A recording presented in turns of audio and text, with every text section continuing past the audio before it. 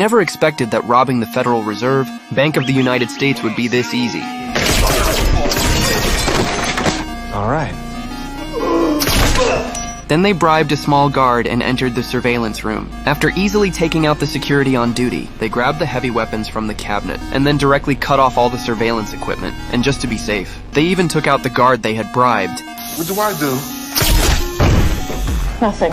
Your part's over. After doing all this, they started loading the money into the truck, but at that moment I happened to pass by. I instantly sensed that the lobby was way too quiet, so I walked over to take a look, but I didn't know that I was already being watched by the lookout. When I noticed the bank door was locked from the inside, and there was still a pool of blood on the floor, I immediately realized someone was robbing the Federal Reserve, so I urgently called for backup. But right then I suddenly noticed someone was aiming a gun at me.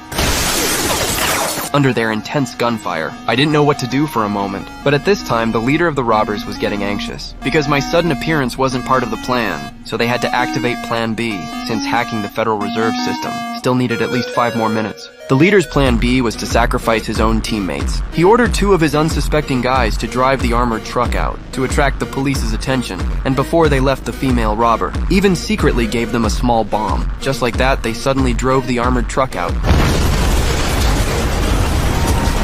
Watching bills flying everywhere, and the robbers covered in flames, I was completely stunned. And the police cars arriving for backup didn't know what was happening, so they didn't dare make a move, and the lookout was still firing at us non-stop. But then the leader suddenly raised his gun and aimed outside the window. But his target wasn't me. It was the teammates who fought for him with their lives. And the reason was simple, because the hacker had already breached the system and planted the virus. They needed to retreat immediately, and to avoid leaving any evidence for us. He wanted to personally kill his teammates before leaving. Then they reached an abandoned escape tunnel. Even though we rushed over, the robbers were prepared. They quickly opened the steel gate and escaped through the tunnel, and even locked the door again before leaving. What made it worse was that in the following hours, they used the stolen Federal Reserve confidential data to make over 100 million transactions. And the most crucial part was that after succeeding, they vanished without a trace. We had no idea where to even start investigating. But then one day a robber suddenly delivered himself to us. It turned out Jack crashed his brand new Lamborghini into a tree, and he was sent to the hospital. And the officer handling the accident received a call from us and learned that the driver in front of him was a murderous and heavily armed super robber. He immediately got nervous, and the robber also noticed the officer's strange expression.